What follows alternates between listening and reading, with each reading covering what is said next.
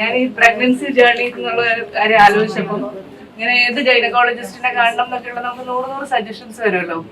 അപ്പൊ പല ഹോസ്പിറ്റലുകളിലെയും നല്ല നല്ല ഗൈനക്കോളജിസ്റ്റുകളുടെ പേര് പറഞ്ഞിട്ട് പറഞ്ഞു അടിപൊളി ഡോക്ടറാണ്, പക്ഷെ ഭയങ്കര സ്ട്രിക്റ്റ് ആണ്, നിങ്ങൾ അങ്ങോട്ട് പറയണമൊന്നും കേൾക്കൂല. ഞാൻ പറയാം എനിക്ക് വേണ്ട നല്ല ഡോക്ടർ ആവണം, പക്ഷെ ഞാൻ പറയുന്നത് കൂടെ കേൾക്കണം എന്ന് പറഞ്ഞു. അങ്ങനെ എനിക്ക് കിട്ടിയ സജഷനാണ് ഡോക്ടർ സ്മിത ജോയ്. അത് അക്ഷരാർത്ഥത്തിൽ കറക്റ്റ് ആയിരുന്നു. ഞാൻ ഭയങ്കര കംഫർട്ടബിൾ ആയിരുന്നു. എന്ത് ചോദിച്ചാലും അപ്പൊ തന്നെ എനിക്ക് മറുപടി കിട്ടും. ഇനി ഇങ്ങോട്ട് വരേണ്ടത് ബുദ്ധിമുട്ടാണോ, വേണ്ട ഞാൻ അങ്ങോട്ട് അയച്ചു തരാൻ വരുന്നു എന്ന് പറഞ്ഞ പോലെ എനിക്ക് എല്ലാ തരത്തിലും സപ്പോർട്ട് ചെയ്ത ഡോക്ടറാണ്. ഞാൻ ഭയങ്കര ഗ്രേറ്റ്ഫുൾ ആണ് ഡോക്ടറെ. Thank you so much.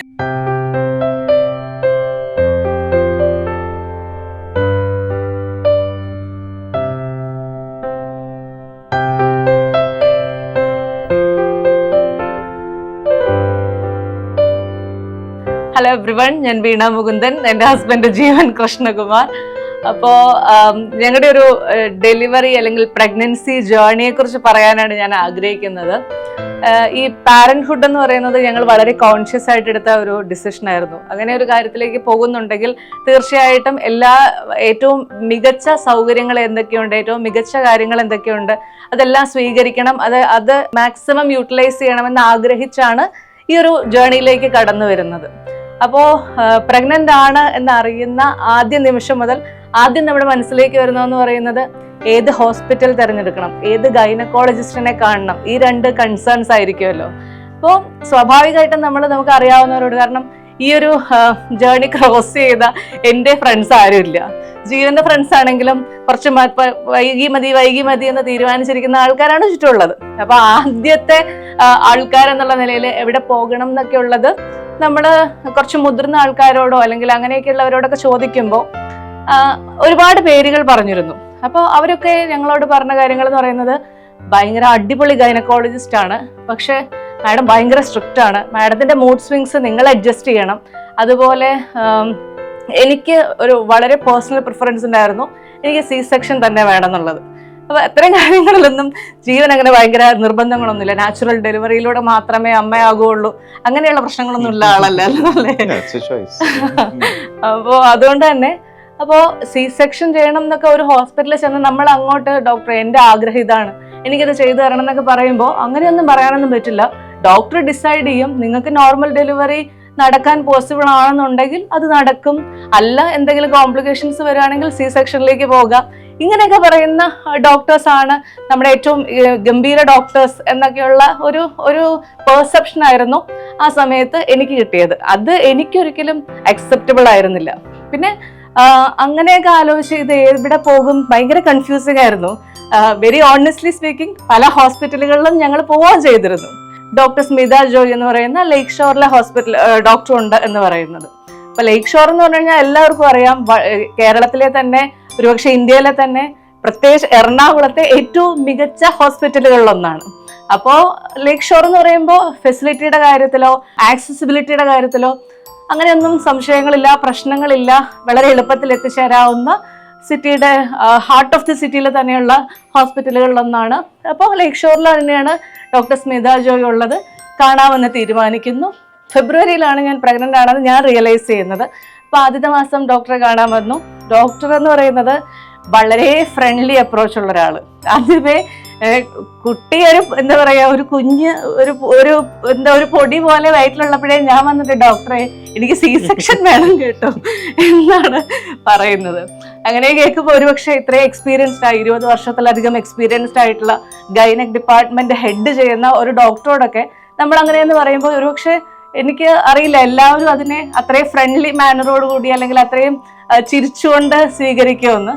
Doctor എന്നോട് പറഞ്ഞു, ഇതൊക്കെ നമ്മുടെ പേഴ്സണൽ പ്രിഫറൻസ് ആണ്, വീടൊക്കെ അങ്ങനെയാണ് ആഗ്രഹം എന്നുണ്ടെങ്കിൽ നമുക്ക് അങ്ങനെ ചെയ്യാം, അതിനൊന്നും ഒരു കുഴപ്പമില്ല, ഏതായാലും പ്രോസസ്സ് മുന്നോട്ട് പോകട്ടെ അങ്ങനെയൊക്കെ പറഞ്ഞ് ഇറങ്ങി വന്നപ്പോൾ ജീവൻ എന്നോട് ആദ്യം പറഞ്ഞത് വളരെ ഫ്രണ്ട്ലി ആയിട്ടുള്ള ഡോക്ടർ അല്ലേ. അതെ അതിനെ നമുക്ക് കിട്ടിയ ഫസ്റ്റ് ഇംപ്രഷൻ തന്നെ കംഫർട്ടബിൾ ആയിട്ട് നമുക്ക് ഡിസ്കസ് ചെയ്യാൻ പറ്റും. നമ്മുടെ റിക്വയർമെന്റ് നമ്മുടെ അത് മറ്റേ സൈഡിൽ റിസീവ് ചെയ്യുന്നു എന്ന് അറിയുമ്പോഴാണ് നമുക്ക് ഏറ്റവും സന്തോഷം തോന്നിയത്.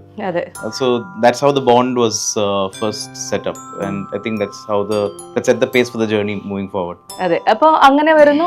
അതിനുശേഷമാണെങ്കിലും 30+ ആയിട്ടുള്ള ഒരു പ്രഗ്നൻസിയാണ് എൻ്റേത്. അപ്പോൾ 30+ പ്രഗ്നൻസി എന്ന് പറയുമ്പോഴത്തേക്ക് എല്ലാവരും ഇങ്ങനെ അയ്യോ ലേറ്റ് പ്രഗ്നൻസി ആണ്, ഭയങ്കര ശ്രദ്ധിക്കണം, ഭയങ്കര കോംപ്ലിക്കേഷൻസ് ആണ്, ഇങ്ങനെയൊക്കെയുള്ള ഫീഡ്ബാക്കുകളാണ് പലയിടത്തു നിന്നും കിട്ടുന്നത്. പക്ഷെ ഡോക്ടർ അത് ഭയങ്കര ചില്ലായിട്ട് എടുത്തു. ഡോക്ടർ എന്നോട് വീണ അങ്ങനെ ശ്രദ്ധിക്കണം, ഇങ്ങനെ ശ്രദ്ധിക്കണം, അവിടെ പോകാൻ പാടില്ല, ഇവിടെ പോകാൻ പാടില്ല എന്നൊന്നും അല്ല പറഞ്ഞത്. അങ്ങനെയൊക്കെ നമ്മളെ റെസ്ട്രിക്ട് ചെയ്ത് കഴിഞ്ഞാൽ വീണ അല്ലാണ്ടാകും, അത് കൂടുതൽ കോംപ്ലിക്കേഷൻസ് ഉണ്ടാക്കും. അപ്പോൾ വീണയ്ക്ക് ഇപ്പോൾ പ്രശ്നങ്ങളൊന്നുമില്ല, വളരെ ഹെൽത്തി ആയിട്ടുള്ള ആളാണ്. അപ്പൊ അതുകൊണ്ട് തന്നെ വീണയ്ക്ക് ഇഷ്ടമുള്ള കാര്യങ്ങൾ, വീണ ചെയ്തുകൊണ്ടിരിക്കുന്ന കാര്യങ്ങൾ ഒന്നും മുടക്കണ്ട, അതെല്ലാം അങ്ങനെ തന്നെ പോകട്ടെ എന്ന് പറയുന്നു. ഇങ്ങനെയൊക്കെ പറയുമ്പോൾ നമുക്ക് കിട്ടുന്ന കോൺഫിഡൻസ് എന്ന് പറയുന്നത് ഭയങ്കരമാണ്. അപ്പോൾ അതുകൊണ്ട് തന്നെ നമുക്ക് എന്താ പറയാ, പ്രഗ്നൻസി എന്ന് പറയുന്ന ഒരു പേടിപ്പിക്കുന്ന സ്വപ്നമായിട്ട് എൻ്റെ ഈ 9 മാസത്തെ ജേർണിയിൽ എവിടെയും തോന്നിയിട്ടില്ല എന്നുള്ളതാണ് സത്യം. അങ്ങനെ ഓരോ മാസം കടന്നു പോകുന്നു. പലപ്പോഴും ചിലപ്പോൾ ഞങ്ങൾ താമസിക്കുന്ന കാക്കനാടാണ്. അപ്പൊ ഇവിടെ 45 മിനിറ്റ് ട്രാവലുണ്ട്. അപ്പോൾ അതൊക്കെ പല ഡോക്ടേഴ്സ് ആണെങ്കിൽ ഇവിടെ തന്നെ വന്ന് ഈ ടെസ്റ്റ് ചെയ്താലേ ഞാൻ സമ്മതിക്കുള്ളൂ എന്ന് പറയുമ്പോഴും ഡോക്ടർ ബുദ്ധിമുട്ടാണോ, അങ്ങനെയാണെങ്കിൽ അവിടെ അടുത്തുള്ള ഒരു സ്കാനിങ് സെന്ററിൽ പോയോ അല്ലെങ്കിൽ ഏതെങ്കിലും ഒരു സ്ഥലത്ത് പോയോ ചെയ്തോളൂ എന്ന് പറയാൻ കാണിക്കുന്ന മനസ്സ് വളരെ അപൂർവമായിട്ടേ ഞാൻ കണ്ടിട്ടുള്ളൂ. അതും ഡോക്ടർ സ്മിത എന്നോട് ചെയ്തു തന്നിരുന്നു. അങ്ങനെ ഒരു ഭയങ്കര എന്താ പറയാ ബെനവോളന്റ് അപ്രോച്ച് ആയിരുന്നു ഡോക്ടർ എടുത്തത്. അങ്ങനെ 9 മാസം പൂർത്തിയാവുന്നു, ഡെലിവറി ടൈം ആകുന്നു.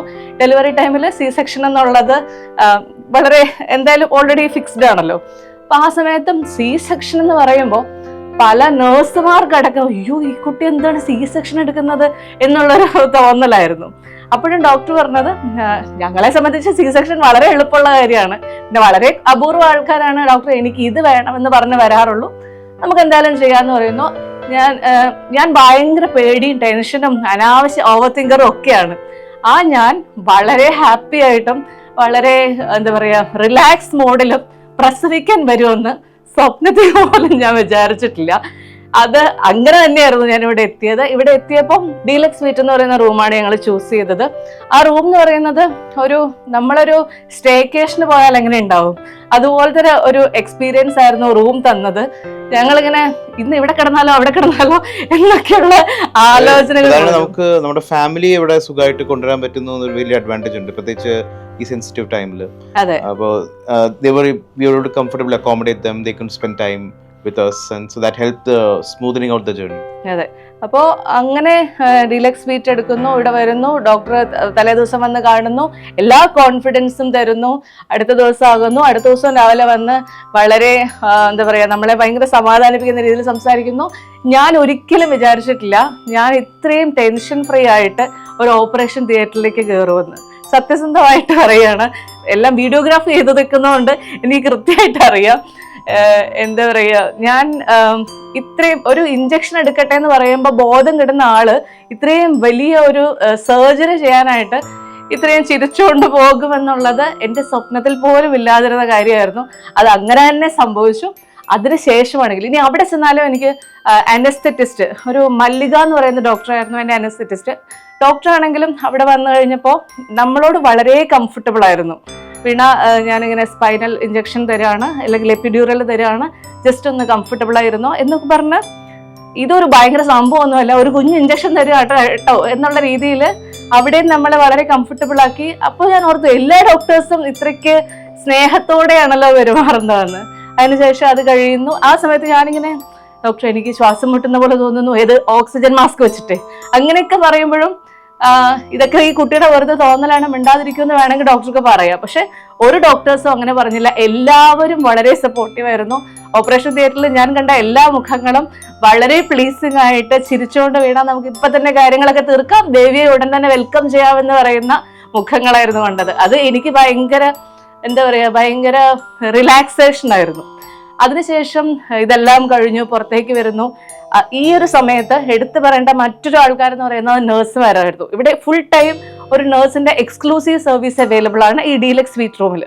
അപ്പോൾ നമ്മൾ എന്ത് സമയത്ത് വിളിച്ചാലും, അതിന് രാത്രി 2 മണിക്കാകട്ടെ രാവിലെ 5 മണിക്കാകട്ടെ അതല്ല ഇനി 11 മണിക്കാകട്ടെ, ഏത് സമയത്താണെങ്കിലും വിളിച്ച് ഒരു 5 സെക്കൻഡ് തികയുന്നതിന് മുൻപ് അവരോട് വന്ന് എല്ലാ കാര്യങ്ങളും നോക്കി. ഇപ്പൊ കുഞ്ഞിനെ നോക്കാമെന്ന് പറയുന്നത് എനിക്കൊരു പുതിയ എക്സ്പീരിയൻസ് ആണ്. അപ്പോൾ അതിനൊക്കെ എല്ലാ കാര്യങ്ങളും A to Z സഹായിച്ച് വളരെ പോസിറ്റീവായിട്ട് നമ്മുടെ മുന്നിൽ നിൽക്കുന്ന, അല്ലെങ്കിൽ നമ്മുടെ മുഖം ഒന്ന് വാടുന്നു എന്ന് കാണുമ്പോഴത്തേക്കും ഭയങ്കരമായിട്ട് ചിയറപ്പ് ചെയ്യാൻ പറ്റുന്ന കാര്യങ്ങൾ പറയുന്ന അങ്ങനെ ഒരു കൂട്ടം നഴ്സുമാരെയായിരുന്നു ഞാൻ കണ്ടത്. ഇതൊക്കെയായിരുന്നു എനിക്ക് ഇവിടെ തോന്നിയ ഒരു പ്ലസ് പോയിന്റ്. ഞാൻ ലേക്ക് ഷോർ തെരഞ്ഞെടുത്തപ്പോൾ ഒരിക്കലും റിഗ്രറ്റ് ചെയ്യരുത്, ഇത് one of the best decisions I have taken regarding my pregnancy എന്ന് തോന്നിയ ഒരു കാര്യമായിരുന്നു. നമ്മൾ ഇത് കാണുമ്പോൾ നമുക്കും വി നോ ദാറ്റ് ഇറ്റ്സ് ഒരു മേജർ ഓപ്പറേഷൻ കഴിഞ്ഞ് വന്നിരിക്കുകയാണല്ലോ. അപ്പോൾ ഒരുപാട് സപ്പോർട്ട് വേണം ഫാമിലി എന്ന രീതിയിൽ. നമുക്ക് കുറെ കാര്യം പറയാൻ മാത്രമേ പറ്റുള്ളൂ, but she has to undergo that whole experience. നമുക്കും അത് കാണുന്ന നമുക്ക് മനസ്സിലാവുന്നുണ്ട് how much attention to detail is being given to almost every aspect of the experience.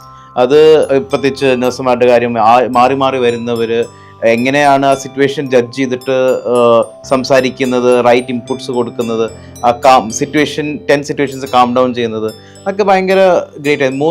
അതെന്തായാലും ഓൾസോ ഡോക്ടേഴ്സും post delivery follow up attention കൊടുക്കുന്നത്, നമുക്ക് ഗൈഡൻസ് തരുന്നതും സമയാസമയം വരുന്നതും വളരെ ഒരു സിസ്റ്റമാറ്റിക് ഓർഗനൈസ്ഡ് പ്രോസസ്സായിട്ട് തോന്നി. അതുകൊണ്ട് തന്നെ നമുക്ക് ഒരുപാട് ഓപ്പൺ എൻഡ് ആയിട്ടുള്ള കാര്യങ്ങളെല്ലാം വളരെ സിസ്റ്റമാറ്റിക് ആയിട്ട് അവർ ക്ലോസ് ചെയ്ത് കംഫർട്ടബിൾ ആക്കി തന്നു എന്നതാണ് എൻ്റെ റിയാലിറ്റി. അതുകൊണ്ട് തന്നെ വളരെ സത്യസന്ധമായിട്ട് കാര്യം, ഞാനിവിടെ വന്ന് പരിചയപ്പെട്ട ഡോക്ടറാണ് എന്നൊക്കെ പറഞ്ഞാലും ഇപ്പൊ ആരെങ്കിലും പ്രഗ്നന്റ് ആവാൻ ഉദ്ദേശിക്കുന്നുണ്ടെന്ന് മനസ്സിൽ പറഞ്ഞു തുടങ്ങിയാലും ഞാൻ പറയും നമുക്ക് ലേക്ക് ഷോറിൽ പോകാം കേട്ടോ, ഇന്ന സൗകര്യങ്ങളൊക്കെ ഉണ്ട്, ഒരു C സെക്ഷൻ ക്ലാസ് തന്നെ എനിക്ക് ഡോക്ടേഴ്സ് ഒക്കെ എടുത്തു തന്നിട്ടുണ്ട്, നമുക്ക് അവിടെ തന്നെ ചെയ്യാം, ഞാൻ എല്ലാ ഗ്യാരണ്ടിയും തരാം എന്ന് പറയുന്ന ഒരാളായിട്ട് സത്യത്തിൽ ഞാൻ മാറി എന്നുള്ളതാണ് റിയാലിറ്റി. ഞാൻ വിചാരിച്ചിരുന്നത് പ്രഗ്നൻസി ജേർണിയാണ് ഏറ്റവും ഡിഫിക്കൽട്ട് ജേർണി എന്നുള്ളതായിരുന്നു. നമ്മൾ ഭയങ്കര ശ്രദ്ധിക്കണം, ഒരു പ്രശ്നമില്ലാതെ കുട്ടി പുറത്തു വരണം, ഇതൊക്കെയാണെന്ന്. അപ്പൊ പല അമ്മമാരും തമാശയായിട്ട് എന്നോട് പറയായിരുന്നു, ഇതൊന്നും അല്ല മോളെ കഥ നടക്കാൻ പോകുന്നത്, ഇത് കഴിഞ്ഞാണ് എന്ന്. ഇത് പറയുമ്പോൾ ഞാൻ വെറുതെ ഇങ്ങനെ മനസ്സിൽ വിചാരിക്കും, എന്ത് തേങ്ങയായി പറയുന്നത്, ഇഷ്ടംപോലെ ആൾക്കാർ നമ്മുടെ ചുറ്റുമുണ്ട്, നമ്മളെ ഹെൽപ്പ് ചെയ്യാൻ എല്ലാ സപ്പോർട്ട് സിസ്റ്റം ഉണ്ട്, പിന്നെ എന്തിനാണ് ഇങ്ങനെ പറയുന്നതെന്ന്. എൻ്റെ പ്രഗ്നൻസി കഴിഞ്ഞിട്ട് 3 ദിവസം ആയിട്ടില്ല, 3 ദിവസം ആകുന്നതേ ഉള്ളൂ. അപ്പോഴേ എൻ്റെ ഏകദേശം കിളി പറന്ന അവസ്ഥയിലാണ്. നമ്മുടെ ഉത്തരവാദിത്തങ്ങൾ എന്ന് പറയുന്നത് 10 ഇരട്ടിയായിട്ട് കൂടുകയാണ്. നമ്മൾക്ക് മാത്രമായിട്ട് നമ്മളെ ലോകം എന്ന് പറയുന്ന ഒരാള് ഭൂമിയിലേക്ക് വന്നിരിക്കുകയാണ്, ഇയാളെ നോക്കുക എന്ന് പറയുന്നത് അങ്ങനെ ചെറിയ പരിപാടിയൊന്നും അല്ല എന്ന്. പക്ഷെ ഇതിനൊക്കെ അപ്പുറത്തേക്ക് അതൊരു ഭയങ്കര ബ്ലെസ്സിങ് ആണെന്ന് തിരിച്ചറിയുന്നുണ്ട്, അതില് സന്തോഷം കണ്ടെത്തുന്നുണ്ട്. ഒരുപാട് ഈ 3 ദിവസത്തിൽ ഞാൻ ആകെ എല്ലാം കൂടെ എടുത്താൽ ഉറങ്ങിയിട്ടുള്ളത് ഒരു 10 മണിക്കൂറായിരിക്കും. പക്ഷെ ആ 10 മണിക്കൂറാണ് ഞാൻ ഉറങ്ങിയിട്ടുള്ള കാര്യം, അതൊക്കെ ഞാൻ മറന്നു പോവാണ്. ഇതൊക്കെ എല്ലാ ന്യൂ മദേഴ്സും പറയുന്ന കാര്യങ്ങളാണ്. അപ്പൊ ഞാൻ വിചാരിച്ചിരുന്നത് വെറും ക്ലീഷേ ഡയലോഗ് ആണല്ലോ എന്ന്. പക്ഷെ ഇത് സത്യത്തിൽ എക്സ്പീരിയൻസ് ചെയ്തപ്പോഴാണ് ഞാൻ മനസ്സിലാക്കുന്നത് ഉറക്കമൊന്നും നമുക്കൊരു പ്രയോറിറ്റിയേ അല്ല. ദിവസത്തില് ഒരു 18 മണിക്കൂർ ഉറങ്ങിക്കൊണ്ടിരുന്ന ഞാൻ ഇപ്പൊ 2 മണിക്കൂർ ഉറങ്ങിയാലും വളരെ ഹാപ്പി ആയിട്ട് ആ ഒരു പ്രോസസ്സിനെ എന്താ പറയാ വെൽക്കം ചെയ്യുന്നുണ്ടെന്ന് പറഞ്ഞു കഴിഞ്ഞാൽ അതൊരു ഭയങ്കര ഡ്രാസ്റ്റിക് ചേഞ്ച് ആയിട്ട് തന്നെയാണ് എനിക്ക് തോന്നുന്നത്. ഞാൻ വെരി ഓണസ്റ്റ്ലി ഞാൻ വളരെ ഹാപ്പിയാണ് അതിനകത്ത്.